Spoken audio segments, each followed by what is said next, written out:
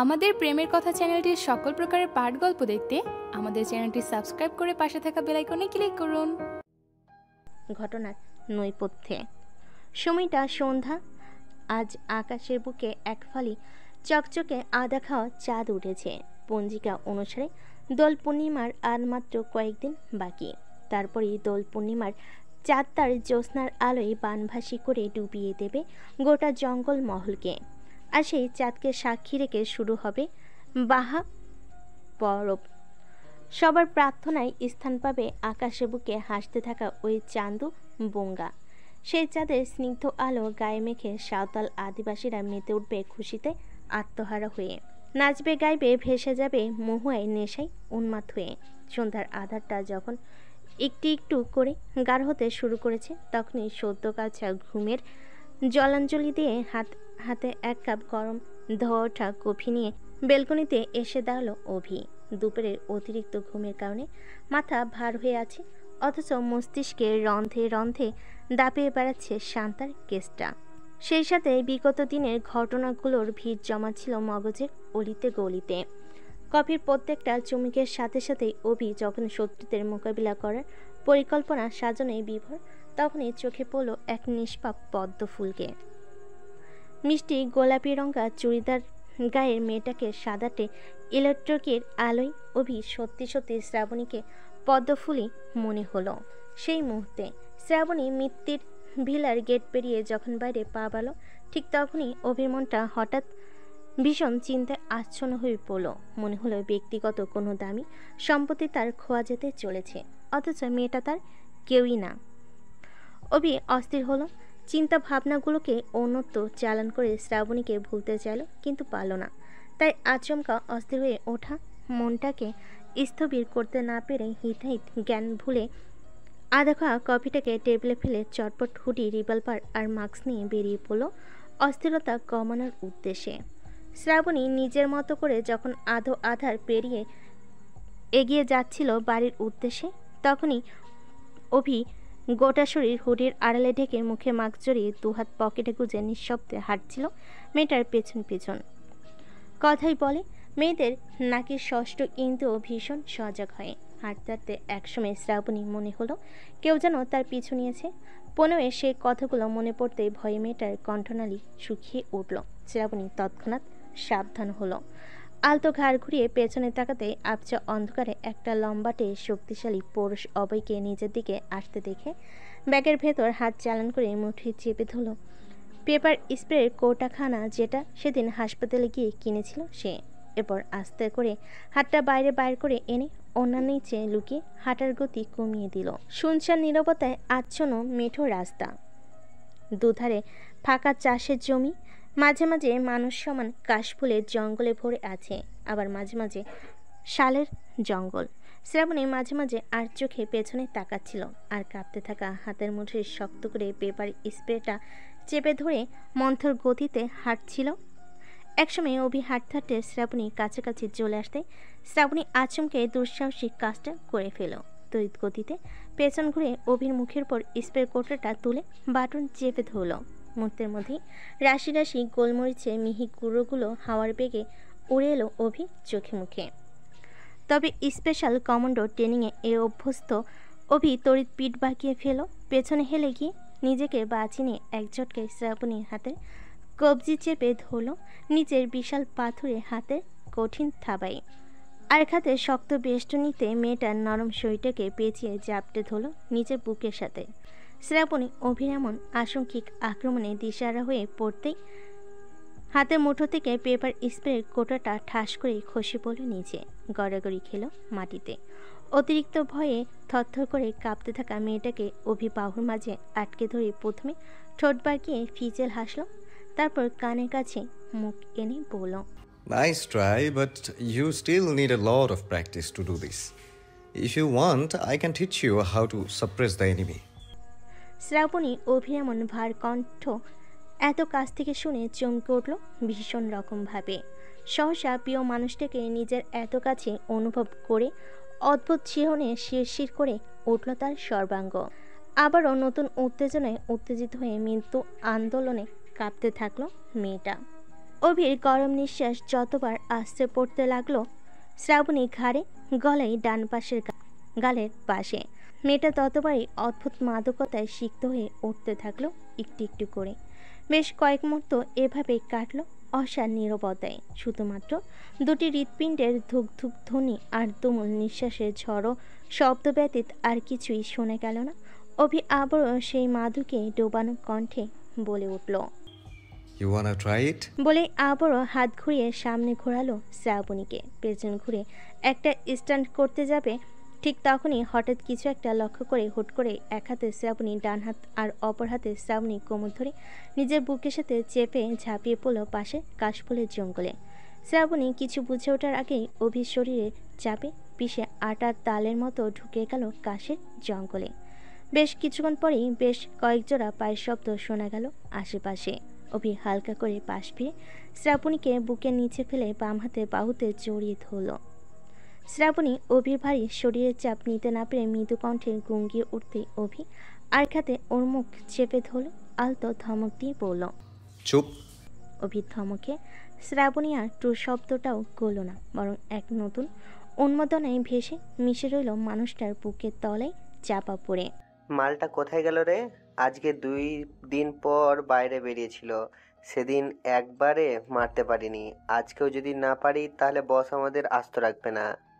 খোঁজ খোঁজ, আশেপাশে আছে কোথাও, শালা হারামিটা। বলে আশেপাশে খোঁজা শুরু করল। শ্রাবণী আর অভি দুজনেই কথাগুলো স্পষ্ট কানে শুনল। লোকগুলোর মধ্যে একজন কাশবনের মধ্যে ঢোকার চেষ্টা করতে অভি শ্রাবণীকে বুকের সাথে আরও শক্ত করে মিশিয়ে গড়িয়ে আরেকটু ভেতরে ঢুকে গেল। লোকগুলো কাশবনের আশেপাশে ভালো করে দেখল। এখানে নেই, ওই দিকেও যায়নি। তাহলে হারামির বাচ্চাটা গেল কোথায়? দাদা বলেছিলাম কি, আমরা ভুল খবর পাইনি তো? মানে দাঁড়া একবার ফোন করে দেখি। বলে কাকে যেন ফোন লাগালো। ওপাশ থেকে ফোনটা রিসিভ করতেই লোকটা বিশ্রী ভাষায় গালি দিয়ে বলল, মিথ্যা খবর দেওয়ার শাস্তি দাদা কিভাবে দেয় তো জানা আছে, তা নাকি নতুন করে জানাতে হবে? ওপাশ থেকে কি জবাব এলো শোনা গেল না। তবে অভি বুঝে নিল তার বাড়ি থেকে বেরোনোর খবর বাড়ির ভেতরে থাকা কোনো মানুষই এদেরকে জানিয়েছে। তাই তো খবর পাওয়া মাত্রই দল বেঁধে চলে এসেছে। অভি এদের দুঃসাহস দেখে দাঁতের দাঁত চেপে রাগে ফুঁসে উঠল। মনে মনে চাইল এদেরকে গুলি করে এই মুহূর্তে মাথায় খুলি উড়িয়ে দিতে। শালা ব্লাডি অ্যাসহোল। বলে দাঁতে দাঁত পিষে ধরতে একটা মিষ্টি রিনরিনে কণ্ঠ মৃদু শব্দে মুখরিত হলো তার কর্ণকুহরে। স্যার, বুকের নিচে চাপা পড়া নরম শরীরটার অস্তিত্ব এতক্ষণে মাথায় এলো অভির। আচমকা নজর ঝুঁকিয়ে নিচে তাকাতেই দেখতে পেল তার খুব খুব খুব কাছে একজোড়া মৃগাক্ষী বিস্ময়ে স্থবির দৃষ্টিতে ভুরজোড়া ভাঁজ তুলে তাকিয়ে আছে তার দিকে। একটা খাড়ানাক যেখান থেকে ভেসে আসছে মিষ্টি পদ্মানাভ যুক্ত নিঃশ্বাসের গন্ধ, আর একজোড়া কম্পয়মান অধর। অভির কি জানি হলো, মুহূর্তের জন্য যেন সব কিছু কেমন গুলিয়ে গেল। অভি নেশাখোরের পলকহীন তাকিয়ে রইল শ্রাবণীর ওই রসালো বেচা অধরের দিকে। এর কিছুক্ষণ পর পায়ের শব্দগুলো সেখান থেকে মিলিয়ে যেতেই আস্তে আস্তে চারিদিকে আবারও নীরবতায় ঢাকা পড়ে গেল। শ্রাবণী অভির ভারী শরীরের চাপ একসময় আর সহ্য করতে না পেরে নড়ে উঠতেই অভির ধ্যান ভাঙল। সাথে সাথে ঝাঁকঝাঁক লজ্জার অস্বস্তিগুলো চেপে ধরল অভিকে। নিজেকে নিজের মনে গহীনে তুমুলভাবে গালি দিয়ে নিজের থেকে শ্রাবণীকে মুক্ত করে মাথা তুলে আশেপাশে তাকালো। কাউকে না দেখতে পেয়ে আস্তে আস্তে বেরিয়ে এলো বাইরে। শ্রাবণীও অভি পিছু পিছু লজ্জায় অধপতন হয়ে বেরিয়ে এলো বাইরে। অভি শ্রাবণীকে ওভাবে দাঁড়াতে দেখে কিছুক্ষণ আগে দৃশ্যটুকু ভেবে অস্বস্তিতে পড়ে গেল ভীষণভাবে। নিজের প্রতি বিরক্ত হয়ে শেষমেশ শ্রাবণীকে ধমকে উঠল, এই মেয়ে, তোমাকে কতবার করে বলেছি না অন্ধকারে একদমই বাইরে বেরোবে না? অভির ধমক শুনে আজ আর একটা কথাও বের হলো না শ্রাবণীর মুখ থেকে। কারণ একটু আগে দৃশ্যটুকু তার যে অন্তর অননে ভাসছে, লজ্জায় কাঁটাগুলো বিচ্ছিভাবে ফুটছে তার সর্বাঙ্গে। রন্ধে রন্ধে এক অজানা ভালো লাগার প্রবল উত্তাপে ঝলসে যাচ্ছে সে, বশীভূত হয়ে যাচ্ছে একটি একটি করে। এরই মধ্যে অভি গলা খাকারি দিয়ে তাড়াতাড়ি এসো, কুইক বলে সামনে হাঁটতে শুরু করলো। আর বেচারি শ্রাবণী কাঁপতে কাঁপতে জড়তে আটকে আসা পদক্ষেপে অনুসরণ করলো অভিকে। বাড়িতে ফিরে এসে অভি সবার প্রথমে ঘরের দরজা ভালো করে আটকে কোমর থেকে রিভলভারখানা বের করে ম্যাগাজিন চেক করতে করতে সোফায় গিয়ে বসলো। তারপর গলা হাঁকিয়ে ডাকলো, বাবলু। বাবলু অভিদের নতুন কাজের ছেলে। অভির ডাক শোনা মাত্রই ছুটে এলো সেখানে। অভি সামনে মুখ কাচুমাচু করে দাঁড়িয়ে বলল, হ্যাঁ সাহেব বলেন। আমার সিক্স সেন্স ভীষণ স্ট্রং, জানিস তো। কেউ যদি আমার পিঠ পেছনে চক্রান্ত করে আমি খুব সহজেই তাকে ধরে ফেলি। বলে এক ঝটকায় বাবলুর ঘাড়খানা খাবলে ধরে সোফায় আদশা অবস্থায় ফেলে মুখের মধ্যে রিভলভারের নল ঢুকিয়ে দিল। ঘাড় নিচু করে বাবলুর দিকে তাকালো আগুন ঝরা রক্তলাল দৃষ্টিতে। সাথে আমার দারুণ একটা বাজে অভ্যাসও আছে, সেটা হলো কথায় কথায় মানুষ মার্ডার করা। ভাবিস না অন্যান্য পুলিশের মতো আমাকে গুলির হিসেব দিতে হবে, সাথে কৈফিয়তও। কারণ আমার দুটো পরিচয়, একটা হলো এসিপি অভিজ্ঞান বোস, আরেকটা হলো। বলে থেমে গেল অভি।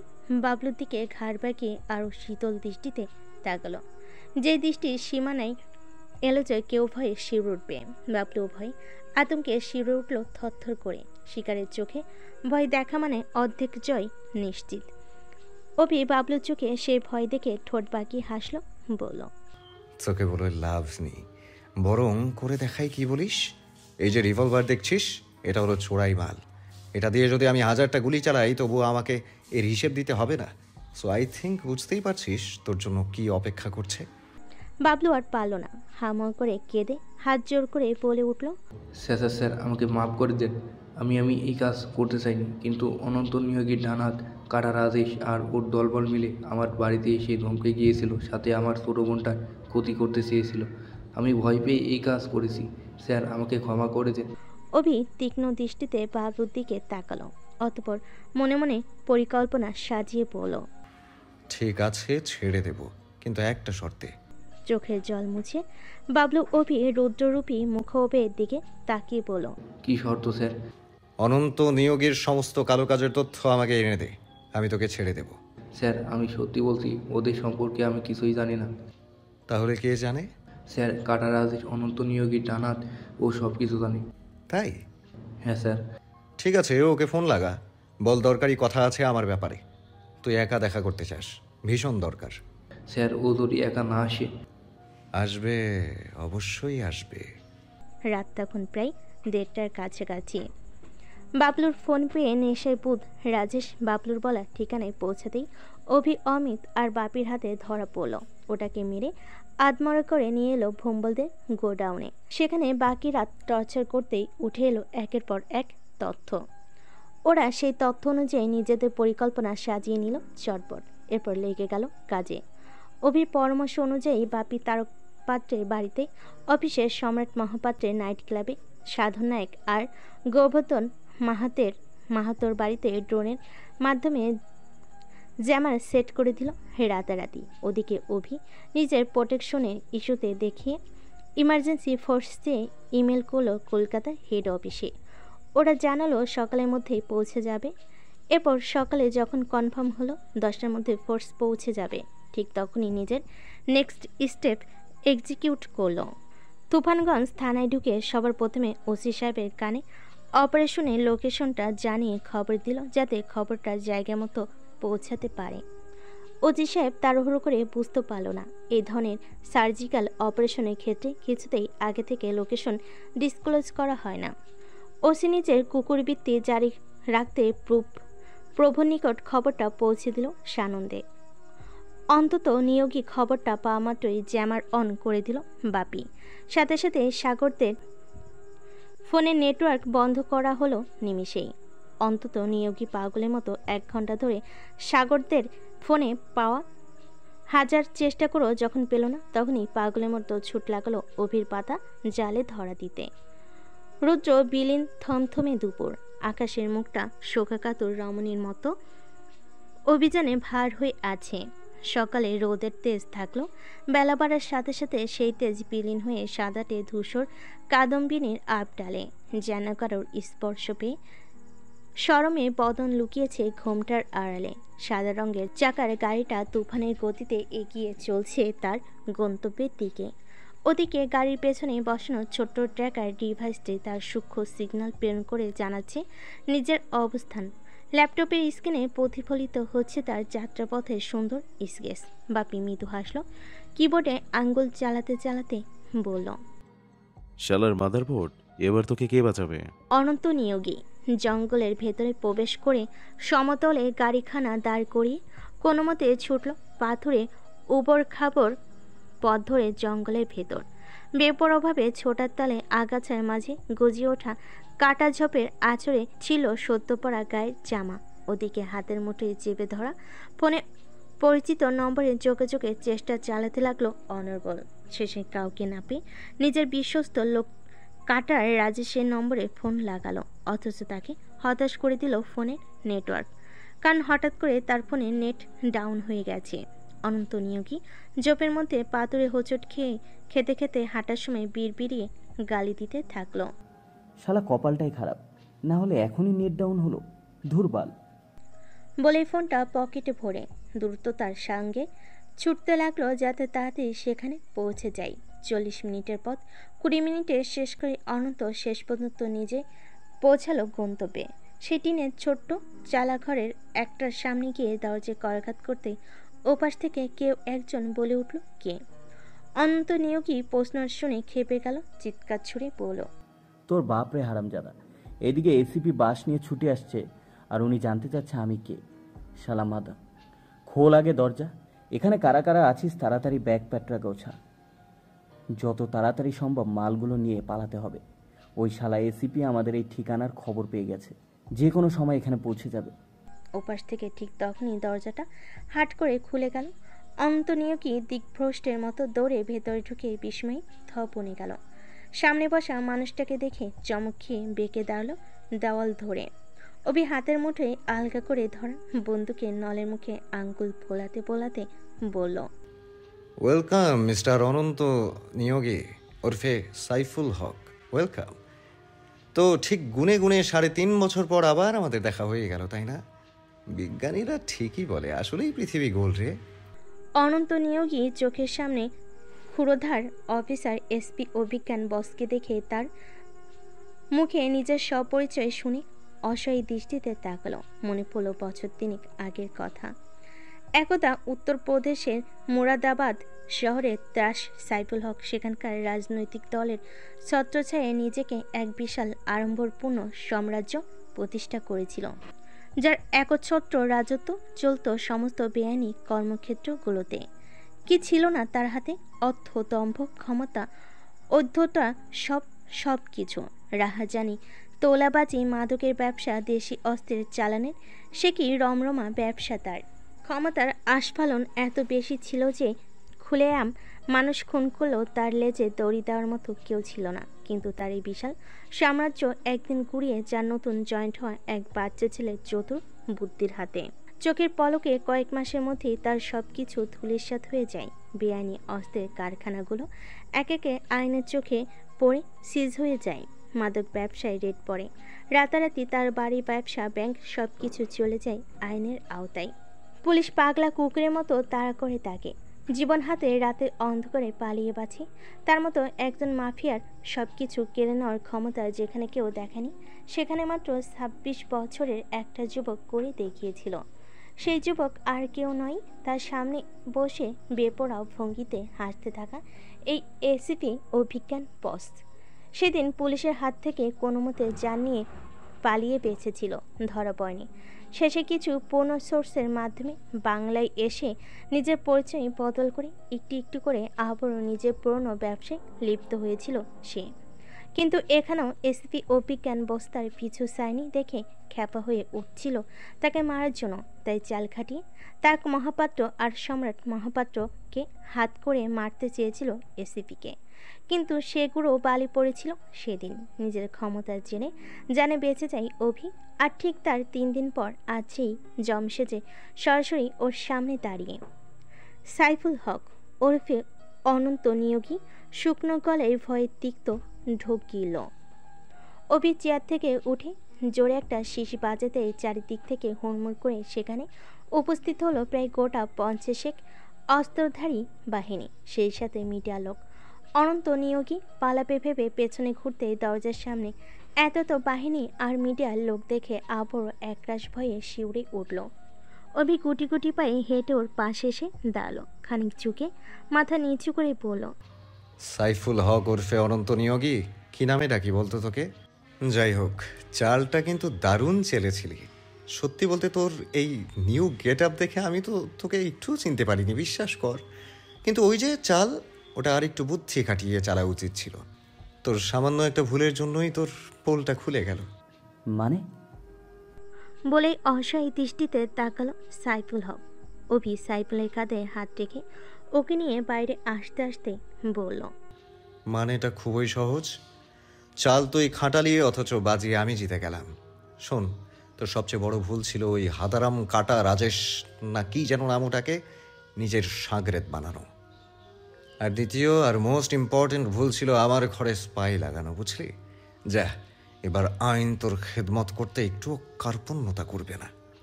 অমিত সাইফুল হক ওরপে অনন্ত নিয়োগীর হাতে হাতকড়া পরিয়ে কোমরে দড়ি বেঁধে নিয়ে জঙ্গলের পথে হাঁটা ধুলো। পেছন পেছন চলল মিডিয়ার এক্সক্লুসিভ নিউজ। আজ তেঘরিয়ার জঙ্গলে পুলিশের জালে ধরা পড়ল মোরাদাবাদের কুখ্যাত দুষ্কৃতী সাইফুল হক, যার নামে 7টা খুনের মামলা চলছে মোরাদাবাদ কোর্টে। বিগত 3 বছর ধরে সে এখানে অনন্ত নিয়োগী নাম ধরে নকল পরিচয় বানিয়ে লুকিয়ে নিজের পুরনো বেআইনি ব্যবসা চালাচ্ছিল। তাই তো লোকচক্ষুর অন্তরালে এই ঘন জঙ্গলের ভেতর খুলেছিল নিজের বেআইনি অস্ত্রের কারখানা। পুলিশি অভিযানে কারখানা রেড করে প্রায় 20 পেটি বারুদ, 22টি দেশি পিস্তল, অসংখ্য কার্তুজ আর গ্রেনেড উদ্ধার করা হয়েছে।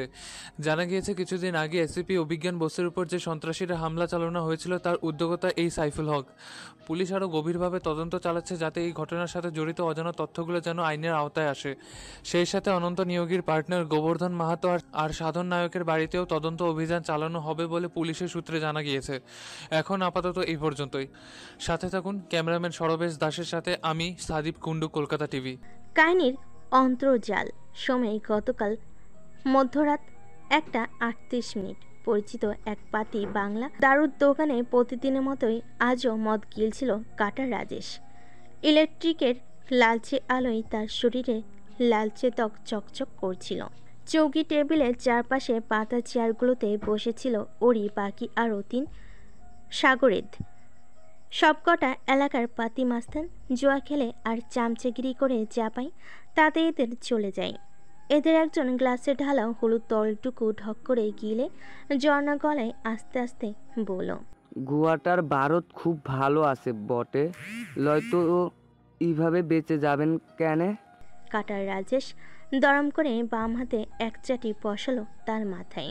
নেশার চোটে লাল হয়ে আসা ঢুলু ঢুলু দৃষ্টিতে তার দিকে তাকিয়ে খ্যাক করে হেসে বলে উঠল, শুয়োরের বাচ্চা শালা, একদিনে জানে বাঁচতে গিয়ে বলে বরাত ভালো। তোকে কে বললো? হোয়ার মরণটো লেখা হয়ে গেছেই সে কবেই, খালি সুযোগের অপেক্ষা, শুধু হাতে পেলেই খালাস করে দেবে বাবুরা। বলে মুখে ডান পাশে কাটা দাগটাতে আনমনে আঙ্গুল বোলাতে লাগলো। সেই কোন কিশোরবেলায় অদ্ভুত কাজের সাথে জড়িয়ে তার সুন্দর নামের সাথে অদ্ভুতভাবে কাটা নামটা জড়িয়ে গেছে। একবার ডাকাতি করতে গিয়ে সেই বাড়ির মালিকের হাতে হাসুলির কোপ খেয়েছিল। ভাগ্যের জোরে কোপখানা মাথায় না পড়ে ডান গালে পড়েছিল। গালের নরম মাংস কেটে বেরিয়ে গিয়েছিল হাসুলির ধারালো মাথাটা। আঘাত খেয়ে অজ্ঞান হয়ে পড়ে বাড়ির লোক পুলিশে ধরিয়ে দেয়। বছর 2 আগে ছাড়া পায় সে। প্রায় 5 বছর জেল খেটে আসার পর তার যেন নতুন করে জন্ম হয় কালো দুনিয়ায়। মানুষ তাকে দেখে ভয় পেতে শুরু করে। গালের উপর ভয়ঙ্কর দাগটা যেন সেই নতুন অশুভ পরিচয়ে শোভা বর্ধন করে গুণোত্তর হারে। মানুষের তাকে ভয় পাচ্ছে দেখে আবারও সে আগের পৃথিবী দুহাত তুলে আহ্বান জানায়। সে সম্মতি জানিয়ে উঠে পড়ে লাগে মানুষের হৃদয়ে ভয়ের সঞ্চয় করতে। বেশ কয়েকদিনের মধ্যে বেশ পরিচিত পায় আশেপাশে ক্ষুদ্র মাস্তানদের কাছে, যারা এতদিন দাম পেত না তারা তার ছত্রছায়ায় এসে একজোট হয়ে নতুন গ্যাং তৈরি করে। তারপর যোগ দেয় অনন্ত নিয়োগী, সম্রাট মহাপাত্র, এরকম সব বড় বড় রাঘব বলদের দলে। তারপর থেকে মানুষ তাকে চেনে এক নতুন নামে, কাটা রাজেশ, এলাকার নতুন মাস্তান হিসাবে। কাটা রাজেশ যখন একটু একটু করে মদের নেশে বুঁদ হয়ে যাচ্ছিল, ঠিক তখনই প্যান্টের পকেটে থাকা ফোনটা ভাইব্রেট করে উঠল। কাটা রাজেশ পকেট থেকে ফোনটা বার করে ঝাপসা চোখে দেখল, কিন্তু নাম পড়তে পারল না। চোখ দুটো নেশে এঁটে আসছে দেখে ফোনটা কেটে রেখে গ্লাসের তলানিতে থাকা শেষ তরলটুকু গিলে চোখ বন্ধ করে শুয়ে পড়ল টেবিলে। ঠিক মিনিট খানেক বাদেই নেশার ব্যাঘাত ঘটিয়ে আবারও চিৎকার করে বেজে উঠল ফোনটা। রাজেশ চোখ দুটো বন্ধ করে প্রচণ্ড বিরক্তি নিয়ে ফোন রিসিভ করে কানে চেপে ধরল। কে বে শালা চু মারানির বাচ্চা, বা একটু শান্তিতে নেশাটাও করতে দেয় না বা। হ্যালো রাজেশদা, আমি বাবলু বলছি। বাবলু? সে কোন ছি নারের পুত্রে? রাজেশদা, আমাকে চিনতে পারছো না? আমি বাবলুর এসিপি স্যারের কাজের ছেলেটা। এসিপির নাম শুনতেই মস্তিষ্ক টনটন করে উঠল রাজেশের। সাথে সাথে নেশা কাটিয়ে সোজা হয়ে বসল। বল। রাজেশদা, আমার সাথে এক্ষুনি একটু দেখা করতে পারবে? মানে খুবই দরকার। কি দরকার? ফোনে বলতে পারবো না, তুমি এক্ষুনি একটু দেখা করো, খুব দরকারি কথা। রাজেশ ঘোলাটে চোখে টেবিলের দিকে তাকলো, দেখলো সবকটা মাল গিলে উল্টো হয়ে পড়ে আছে টেবিলের উপর। বিরক্তির নিঃশ্বাস ছেড়ে বলল, ঠিক আছে আসছি। কোথায় আছিস তুই? বাবলুর ঠিকানা বলতে রাজেশ কাপা পায়ে টলতে টলতে উঠে বেরিয়ে গেল, কিন্তু অন্ধকারে বেশি দূর এগোতে পারল না। তারা কি কিসে যেন বেঁধে উল্টো পড়ল মাটিতে। সাথে সাথে কয়েকটা ছায়ামূর্তি ওর হাত পা মুখ বেঁধে ফেলল চোখের নিমিষে। তারপর গাড়িতে তুলে কোথাও একটা নিয়ে এসে চোখের বাঁধন খুলে দিল। রাজেশের ততক্ষণে নেশা ছুটে গেছে।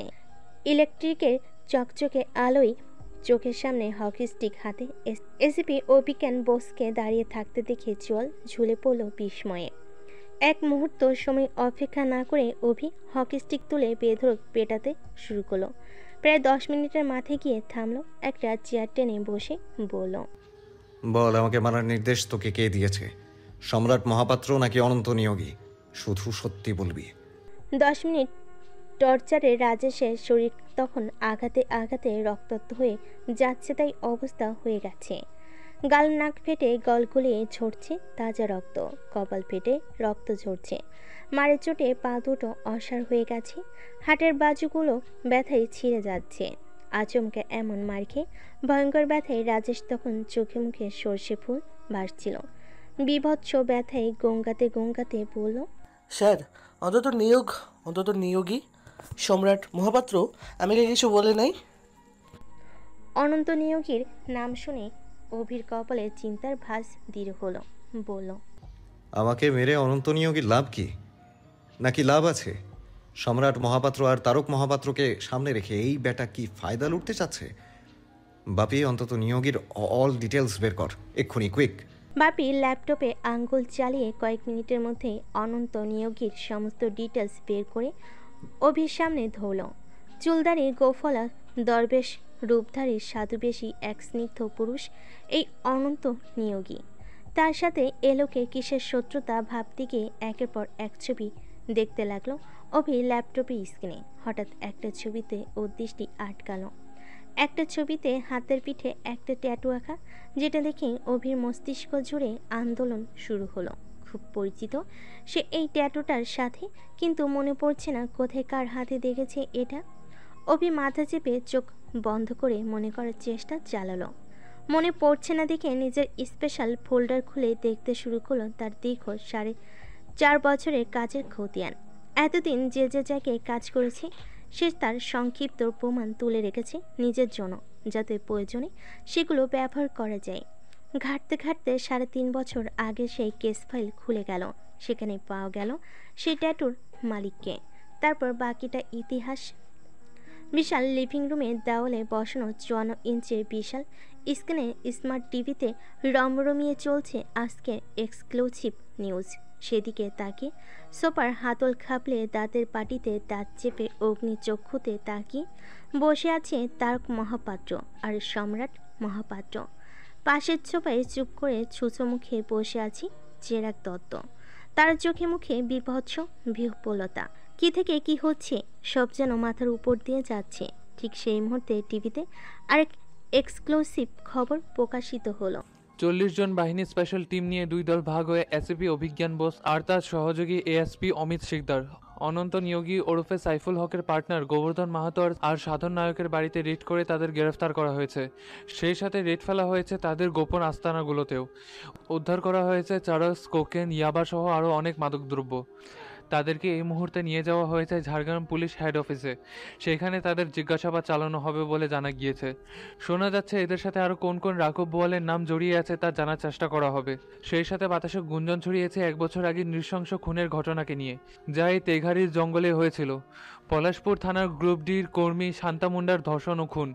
আন্দাজ করা হচ্ছে শান্তা মুন্ডার ধর্ষণ ও খুন কোনোভাবে এই ঘটনার সাথে যুক্ত। তবে সেই ধর্ষণের সাথে আর কে কে জড়িয়ে আছে তাদেরকে খুঁজে বার করা এখন শুধু সময়ের অপেক্ষা মাত্র। আশা করছি প্রশ্নের উত্তর মিলবে খুব তাড়াতাড়ি। বিকট শব্দে চোখের পলকে টিভিখানা ভেঙে চুরচুর হয়ে কাচ ছড়িয়ে ছিটিয়ে পড়তে সোফা থেকে তিরিং করে লাফিয়ে উঠল তারক মহাপাত্র। সেই সাথে ওরে বাবা বলে চিৎকার করে লাফিয়ে সোফার পেছনে গিয়ে লুকালো চিরাগ দত্ত। সম্রাট, এসব কি ধরনের বিয়াদবি করা হচ্ছে শুনি? অযথা টিভি ভাঙলি কেন?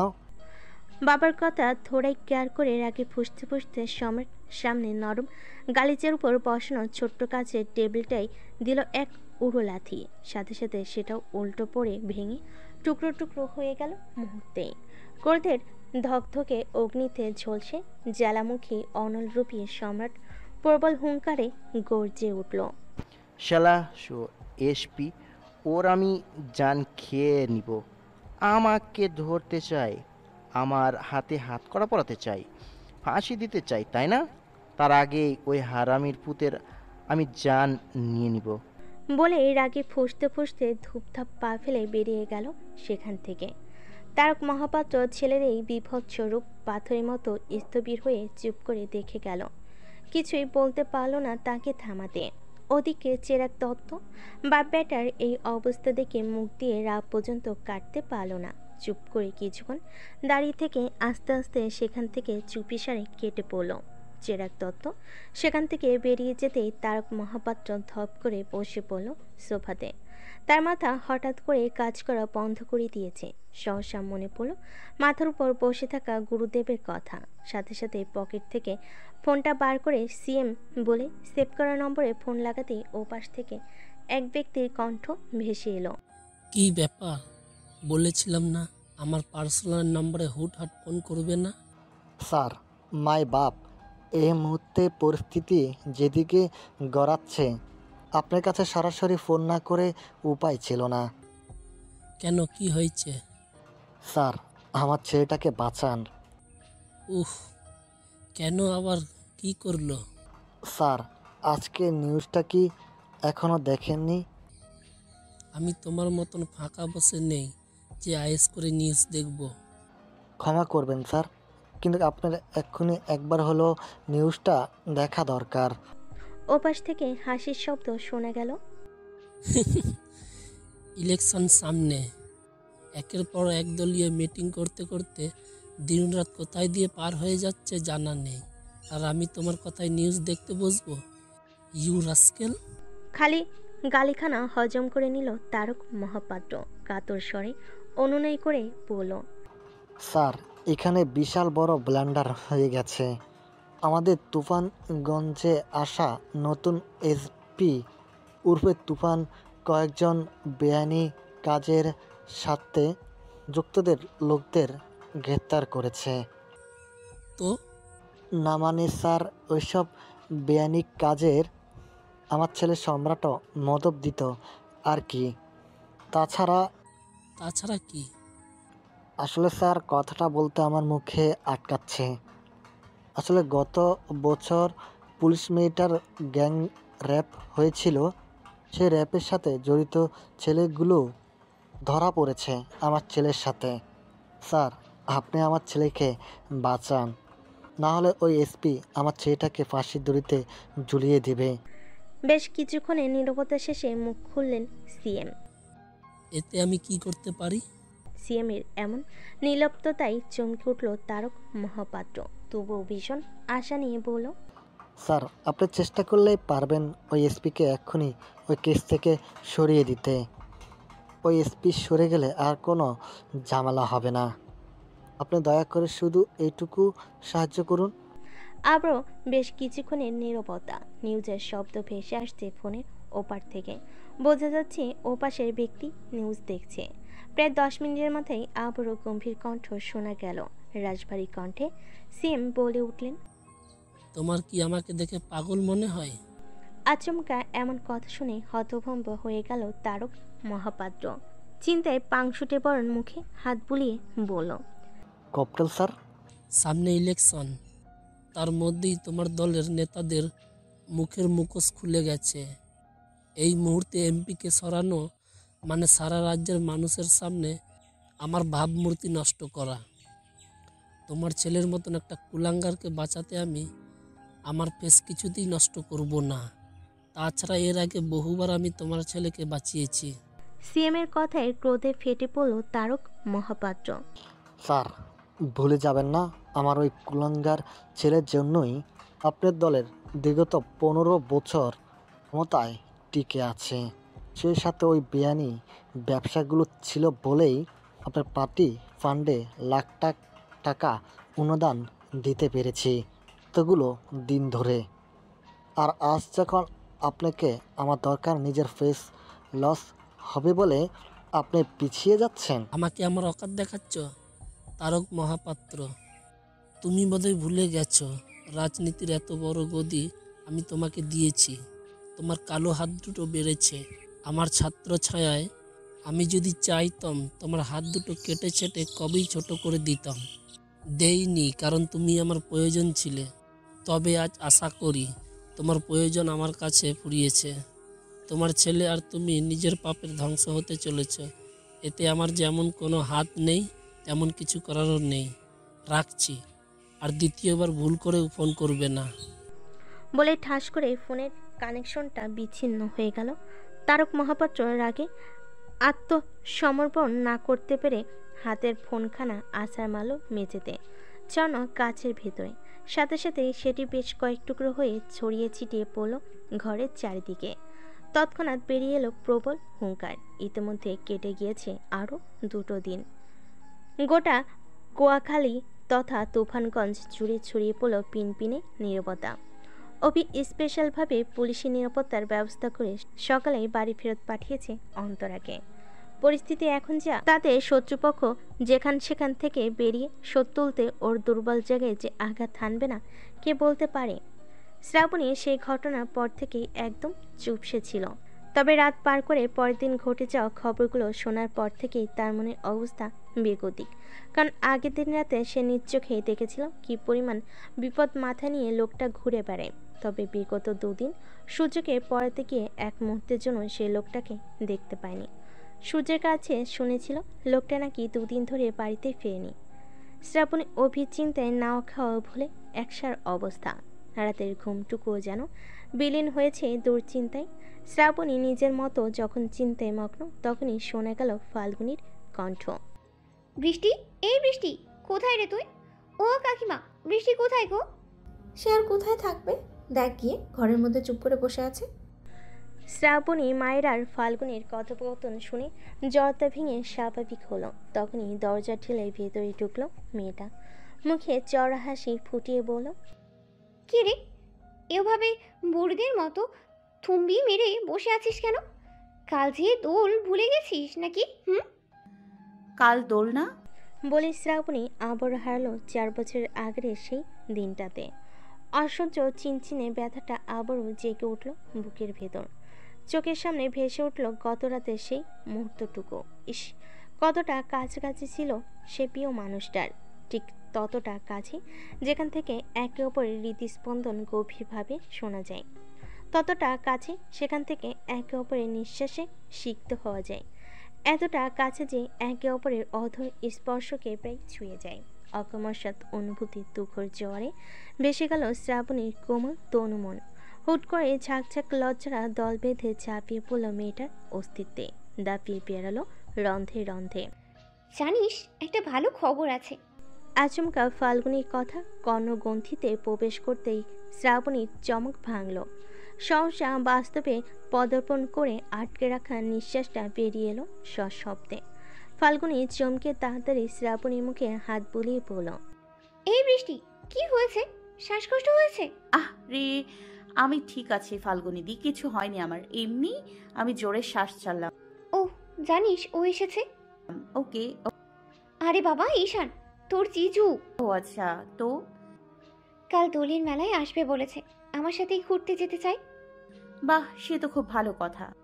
সমস্যাটা তো এখানে, আসলে ওই চাইছে বাড়িতে কাউকে না জানাতে। আসলে জানিসই তো বিয়ের আগে এভাবে মেলামেশা নিয়ে বাড়িতে কেমন আইন জারি করা হয়েছে। যদি বাড়িতে জানাই তাহলে সাথে পিয়ালি, পৌশালি, চৈতি আর ভম্বলদা সব কটাকে পাঠাবে আমার সাথে। এভাবে ঝাঁক পাল নিয়ে ঘোরা যায় বল?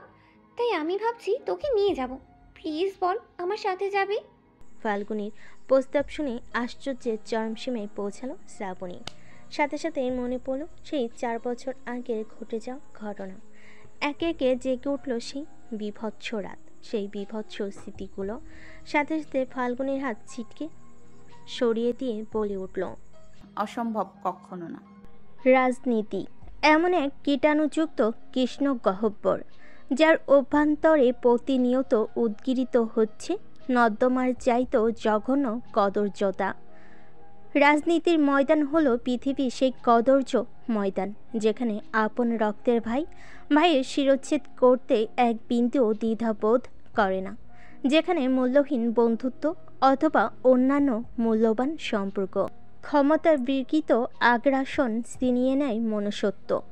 লালসার বশবর্তী হয়ে ক্রমে হয়ে ওঠে নর রাক্ষস। উপকারীর উপকার করতেও বিবেক নাড়া দেয় না। সেখানে সামান্য পদের কর্মচারী কি দুঃসাহস অপার ক্ষমতার অধিকারী দলনায়কের সাথে লড়ে।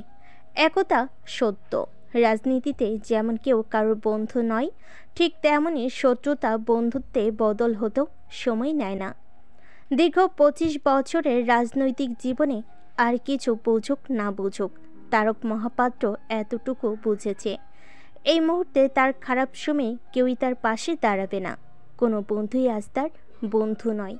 অতঃপর নিজের সুরক্ষা তাকে নিজেকেই সুনিশ্চিত করতে হবে। ক্রোধা অগ্নিতে জ্বলন্ত রক্তিম অক্ষিজোড়া দিয়ে ভাঙ্গা কাজগুলোকে এক দৃষ্টিতে অবলোকন করে হঠাৎ বিচ্ছিরি ঝঙ্কার তুলে হেসে উঠল তারক মহাপাত্র। তার দন্ত আস্ফালিত ভয়ঙ্কর হাসির শব্দটা শুনে ভয়ে শীতল শিরশিরে স্রোত বয়ে গেল দরজায় দাঁড়িয়ে থাকা মানুষগুলোর মনে। তারক মহাপাত্র ছেলে সম্রাট মহাপাত্রের দিকে তাকিয়ে সেই হাসির অবসান ঘটালো অবশেষে।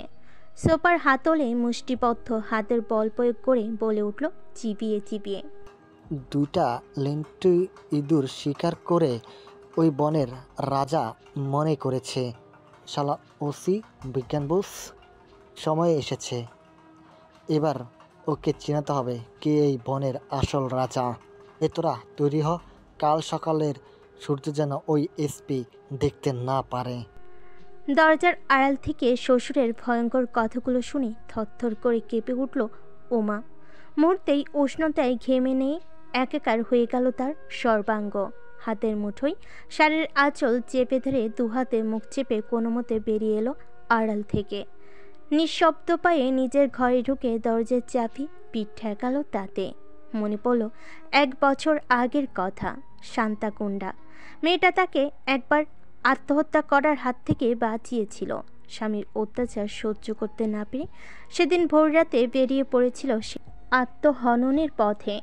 সড়কের চলমান গাড়ির তলায় নিজেকে পিষে ফেলতে ইচ্ছে নিয়ে চলন্ত ট্র্যাকের সামনে ঝাঁপিয়ে পড়তে গেলে সহসা কোথা থেকে এক রোগা পাতলা গরনে মেয়ে তার হাত টেনে ধরে বাঁচিয়েছিল। তাকে নিজের বুকে আশ্রয় দিয়ে তার দুঃখের গল্প শুনেছিল, শিখিয়েছিল প্রতিবাদ করতে। তবে সাহসের অভাবে কোনোদিন সেই প্রতিবাদ করে ওঠা হয়নি। সেই মেয়েটাকেই তারই নিজের স্বামী আর তার দলের সাগরেদেরা মিলে 4 দিন ধরে আটকে রেখে নির্মমভাবে নির্যাতন করে মেরে ফেলে দিয়েছিল জঙ্গলে। তাই নিয়ে তাদের উল্লাসে মেতে নিজেদের কুকর্ম নিজেদের মুখে প্রকাশ করতে হাজারবার শুনেছে সে। অথচ সাহসের অভাবে সেদিন সে কিছু বলতে পারেনি, আর না কিছু করতে পেরেছিল মেয়েটার জন্য। আর আজ যখন এই পাপীদের পাপের শাস্তি দিতে কেউ একজন এসেছে, তাকে এরা মেরে ফেলতে চায়, তাকে শেষ করে দিতে চায় এই পাপীরা। ভাবতেই উমার মন মস্তিষ্ক জুড়ে নারীসত্তা জাগার দিয়ে উঠল। এতদিন যে সাহস তার মধ্যে দানা বাঁধতে পারেনি, আজ হঠাৎ করেই সাহসের জোগাড় আশ্রে পড়ল অন্তরে। উমার অপেক্ষা করল না, চুপি সারে বাড়ির পেছনে দরজা খুলে বেরিয়ে গেল বাইরে। সেই রাতের পর অতিবাহিত হয়েছে দুটো দিন, আর আজ দিন গড়িয়ে সাজের আধার নামতে চলেছে ধরণী জুড়ে। সারাদিনের কর্মশেষে ক্লান্ত পথিকগণ ফিরে এসেছে নিজ কুঠিরে। কিচিরমিচির গানে আকাশ পাতাল মুখরিত করে নীড়ে ফিরে আসছে ক্লান্ত পাখির দল। অথচ সেই মানুষটার খবর নেই। শ্রাবণী উদ্ভ্রান্তে নেই, সারা মুখে গলায় হাত বোলালো। অতপর পায়চারি শুরু করলো ঘরের এ মাথা থেকে ও মাথা। তার আচরণে অস্থিরতা স্পষ্টভাবে দর্শনীয়। শশী দুদিন ধরে মেয়ের আচরণ বেশ সূক্ষ্ম নজরই দেখছে। মেয়ের মন মস্তিষ্ক জুড়ে ছড়িয়ে পড়া ব্যাকুলতা তার দৃষ্টি এড়ায়নি।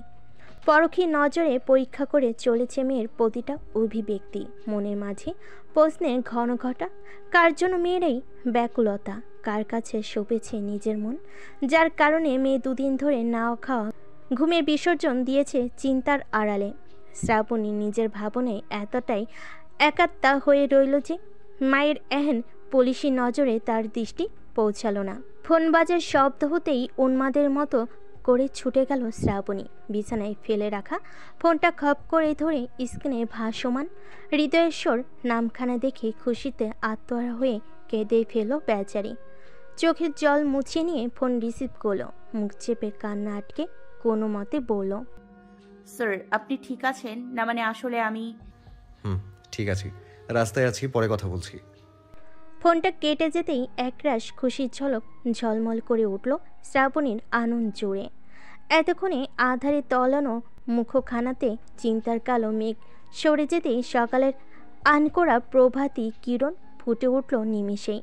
শ্রাবণী পরম আবেশে বুকের মাঝে ফোনখানা জড়িয়ে ধরে ধপাস করে বিছানায় শুয়ে পড়ল হাত পা ছড়িয়ে। জড় নিঃশ্বাসের সাথে তাল মিলিয়ে তুমুল গতিতে ছুটে চলা হৃদযন্ত্রের প্রতিধ্বনি তাকে জানান দিচ্ছে তার অন্তরের গাথা। তার মানে মানুষটা তার পাঠানো খুদে বার্তাটা দেখেছে, তাকে গুরুত্ব দিয়ে ফোন করে জানিয়েছে তার সুস্থতার খবর। সে বুঝেছে শ্রাবণী নামের একটা মেয়ে তার জন্য চিন্তা করছিল, তার সুস্থতার কথা ভাবছিল। ভাবতে ভাবতেই আবেশে হরিণাক্ষী যুগল জুড়ে অশ্রুদল ভিড় জমালো। শ্রাবণী চোখ জোড়া বন্ধ করে বালিশ বুকে জড়িয়ে কিছুক্ষণ অশ্রু বিসর্জন করল মনোসুখে। তারপর অশান্ত মস্তিষ্ক জুড়ে শান্তি নেমে আসতেই ধীরে ধীরে নিদ্রা নেমে এলো দু চোখ জুড়ে।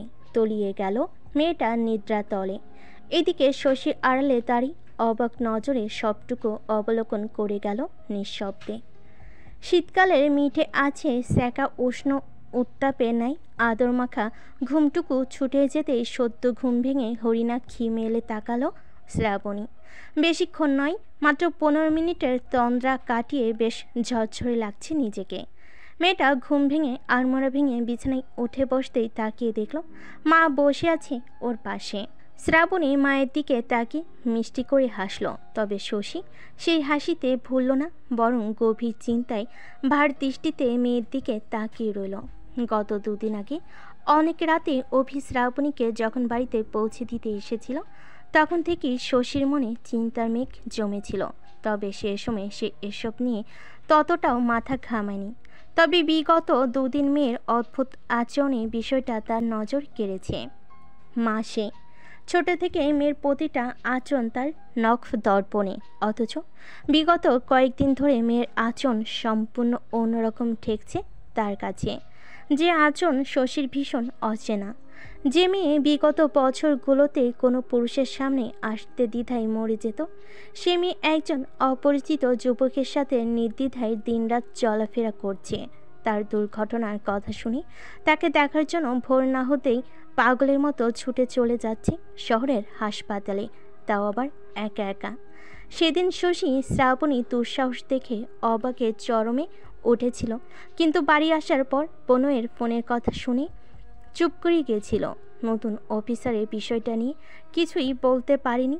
তবে গত রাতে আবার সেই নতুন অফিসারের সাথে দেরি করে মেয়েকে বাড়ি ফিরতে দেখে শশীর মনে জেগে ওঠা চিন্তার ভাঁজটা যেন বেশ গভীরভাবেই দৃঢ় হয়েছিল।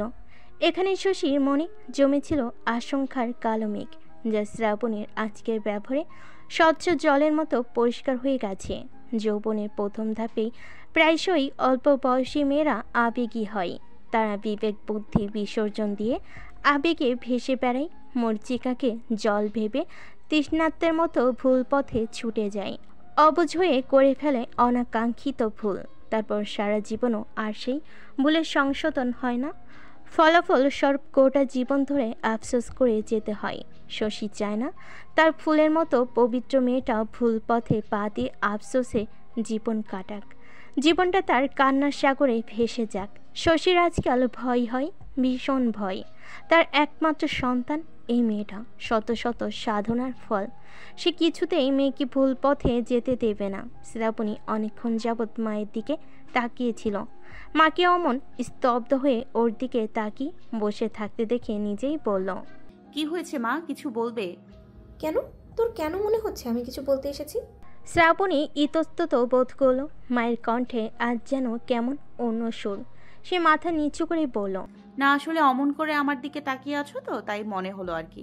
আজকাল তোমার আচরণ আমার একটু ভালোই লাগছে না বৃষ্টি, কেন বলতে পারো? মায়ের কণ্ঠে তুমি শুনে শ্রাবণের ভয়ে গলা শুকিয়ে এলো। মা যখন ভয়ানক রেগে যায় তখন এমনভাবে কথা বলে। ভয়ত চিত্রে শ্রাবণী শুধালো, মা আমি কি কিছু করেছি? তোমার কি মনে হয়? আমি বুঝতে পারছি না। শশী ভুরুর মাঝে ভাঁজ তুলে তাকলো শ্রাবণী শুকিয়ে যাওয়া মুখের দিকে। ভাবল শক্ত কণ্ঠে কিছু বলবে, কিন্তু তৎক্ষণাৎ নিজেকে সামলে নিয়ে শ্রাবণীর ডান হাতটা নিজের হাতের মুঠোয় আঁকড়ে ধরল। নরম অথচ দৃঢ় কণ্ঠে বলল, দেখ মা, আমাদের মেয়েদের জীবনটা না ছেলেদের মতো এতটা সহজ নয়। তাদের যে নিজেদের প্রতিটা পদক্ষেপ মেপে মেপে চলতে হয়। কারণ কখনো যদি ভুল করে পা হড়কে সে কাদায় পড়ে যায়, তাহলে সারা জীবন সেই কাদার দাগ তাকে বয়ে বেড়াতে হয়। এই পৃথিবীতে এমন কোনো সাবান কিংবা সার্ফ নেই যা দিয়ে সেই দাগ মুছে তুই ধুয়ে ফেলতে পারবি, আবার আগের মতো হয়ে যাবে। তাই আমাদের সবসময় উচিত পথ দেখে চলা। শ্রাবণী মায়ের কথার গভীরতা বুঝল, তবে হেতু বুঝল না। কিন্তু মা, আমি তো এমন কিছুই করিনি। এগোচ্ছ তো সেই দিকে। তোমার কি মনে হয় আমি বোকা, অশিক্ষিত? মায়ের কথাই শ্রাবণী ফ্যাল করে চেয়ে রইল। শশী আবার বলল, ভুলে যেও না, বিয়ের পর জীবনের 12টা বছর আমি তোমার বাবার সাথে কলকাতা শহরেই কাটিয়েছি।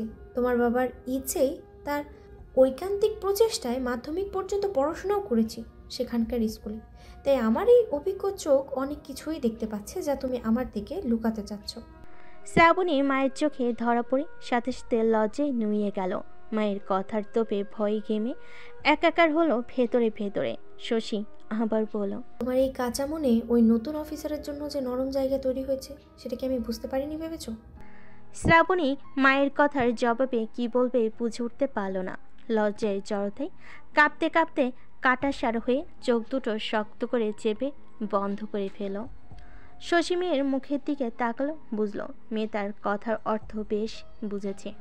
অতঃপর নরম হয়ে মাথায় আতুরে হাত বুলিয়ে বলল, বৃষ্টি, মানে ছেঁড়া কাঁথায় শুয়ে লাখ টাকার স্বপ্ন দেখতে নেই, এতে শুধু নিজেকেই কষ্ট পেতে হয়। তোর কি মনে হয় ওই অফিসার তোর মনের মূল্য দিবে যখন তোর মনের খবর সে জানবে? কোনো দিন দেবে না, কারণ আমরা যে গরিব, আমাদেরকে শুধু দয়া করা যায়, আপন করা যায় না। আমাদের এক পাত খেতে দেওয়া যায়, কিন্তু এক পাতে বসিয়ে খাওয়া যায় না। আমাদেরকে দিয়ে ঘরের কাজের লোক বানানো যায়, কিন্তু ঘরের লোক বানানো যায় না রে মা, বোঝার চেষ্টা কর। শ্রাবণী মায়ের কথা শুনতে শুনতে দুহাতে মুখ ঢেকে ফুপিয়ে কেঁদে উঠল। সে তো ভেবেছে মায়ের বলা কথাগুলোই এতদিন ধরে ভেবে এসেছে। এই ধ্রুব সত্যি কথাগুলো সে তো নিজেও জানে, কিন্তু মন তো এসব মানে না। সে যে অবাধ্য, নির্বোধ, তাকে কিভাবে সামলে রাখবে সে? তাই তো বাস্তবতা ভুলে স্বপ্নের জগতে হারিয়ে গেছে। শশী মেয়ের মাথায় হাত বোলাতে বোলাতে বলল, মা শোন, এখনও কিছু দেরি হয়নি, তুই নিজেকে সামলে নে, দেখবি আস্তে আস্তে সব কিছু ঠিক হয়ে যাবে। তুই না অনেক পড়তে চাস, আমি আর তোর বাবা ঠিক করেছি তোকে আমরা অনেক পড়াবো, অনেক শিক্ষিত করব, তোকে অনেক বড় অফিসার বানাবো, যাতে সমাজে তোর নিজের একটা সম্মানের জায়গা হয়, কেউ তোকে গরিব ভেবে অবহেলা করতে না পারে। বল মা, পারবি না? শ্রাবণী মায়ের দিকে ভেজা নয়নে তাকালো। মায়ের মায়া ভরা চোখের দিকে তাকিয়ে মাথা নেড়ে সম্মতি জানালো। মেয়ের কাছ থেকে সম্মতি পেতেই সলছি মৃদু হাসল। পরম আদরে মেয়েকে বুকে জড়িয়ে ধরে বলল, আমি জানি মা তুই পারবি, কারণ তুই যে আমাদের গর্ব, আমাদের আশা, আমাদের ভরসা, আমাদের স্বপ্ন।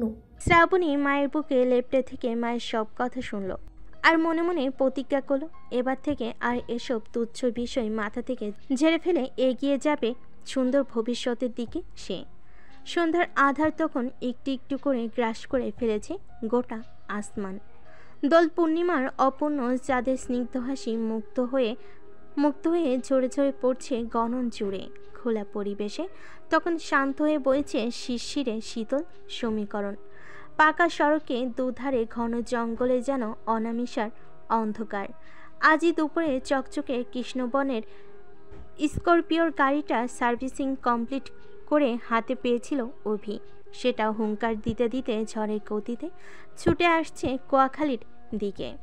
পেছনে ছুটে আসছে সারি বেঁধে চারখানা সাদা রঙের এসইউভি, তার পেছনে বড় বড় দুটো পুলিশ ভ্যান, সবকয়টা সশস্ত্র বাহিনী বসে। মাথায় এক হাত ঘোমটা টেনে ফাঁকা সড়কের উপর দিয়ে নগ্ন পায়ে ছুটে চলেছে উমা। দুহাতে তার শাড়ি খামচে ধরা, রুদ্ধশ্বাসে দৌড়াচ্ছে মেয়েটা। যেভাবেই হোক সে ওই শয়তানগুলোর আগে এসিপির কাছে পৌঁছাতে চায়। আসার আগে শুনেছিল এসিপি নাকি এখান থেকে রওনা হয়েছে, এখন নিশ্চয়ই সে রাস্তায়। দৌড়াতে দৌড়াতে ওমার বুকে হাঁপ ধরে যেতেই হাঁপাতে হাঁপাতে হাঁটুতে দুহাত রেখে ঘন ঘন নিঃশ্বাস ছাড়তে লাগলো। কপাল ঘাড় গলা বেয়ে গড়িয়ে পড়তে লাগলো অজস্র ঘামের বিন্দু। উমা দুদণ্ড জিরিয়ে আবার ছুট লাগালো। হঠাৎ অন্ধকারে ভাঙা রাস্তায় পা মুচকে মুখ থুবড়ে পড়ল শক্ত কংক্রিটের উপরে। মচকানো পা দুটো দুহাতে চেপে ধরে চোখ মুখ কুচকে কুকিয়ে উঠল প্রবল যন্ত্রণায়। ঠিক তখনই ঘর ঘর শব্দ তুলে একটা বিশালদেহী যন্ত্রযান ব্রেক কষে দাঁড়ালো। তার কিছুক্ষণ পর গাড়ির পেছনে প্যাসেঞ্জার সিটের দরজা খুলে বেরিয়ে এলো এক যুবক। উমার রক্তাক্ত পাখানা জড়িয়ে ধরে চোখ তুলে তাকালো। সামনে দাঁড়ানো গাড়ির হেডলাইটে তীব্র আলোয় দেখতে পেল এক লম্বা চড়া সুঠামদেহী যুবক তার সামনে দাঁড়িয়ে আছে।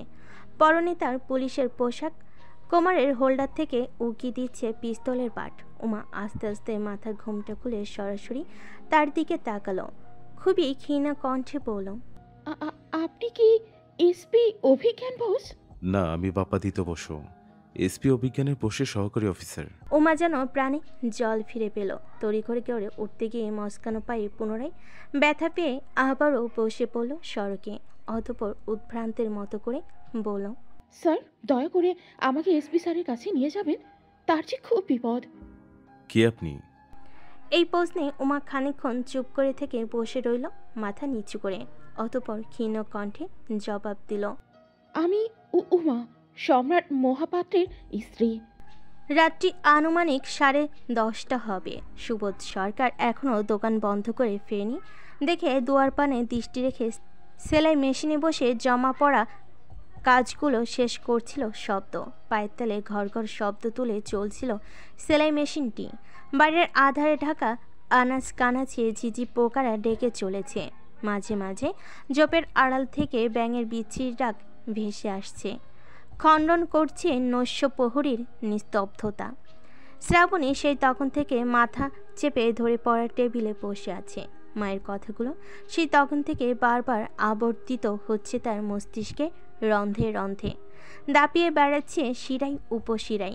শ্রাবণী রক্তিম অক্ষিজোড়া বন্ধ করে নাক টেনে ঝরা শ্বাস ফেলল। অবাধ্য মনটাকে খুব করে শাসিয়ে বোঝালো, কিন্তু ব্যাহেয়া মন যে, সে সব জেনে বুঝেও অবুঝ হয়ে রইল। শশী, বৃষ্টি কোথায় তোমরা? স্বামীর উদ্বিগ্ন কণ্ঠ শুনি শশী হাতের কাজ থামিয়ে দিল। শ্রাবণীও ছুটে এলো বাবার ডাক শুনে। বারান্দায় আসতেই মামি দুজনে মুখোমুখি দাঁড়িয়ে চোখাচুকি হতেই বাইরে থেকে আবারও শুনতে পেল সুবোধের ব্যাকুল কণ্ঠস্বর, কোথায় তোমরা? তাড়াতাড়ি দরজা খোলো। শশী চাপানো দরজায় খিলটা খুলে বাইরে বেরিয়ে এলো। পেছন পেছন এলো শ্রাবণী। সুবোধের চোখে মুখে ভয়ের শীতল আতঙ্ক দেখে চিন্তিত হয়ে বলল, কি হয়েছে, এভাবে ডাকছো কেন?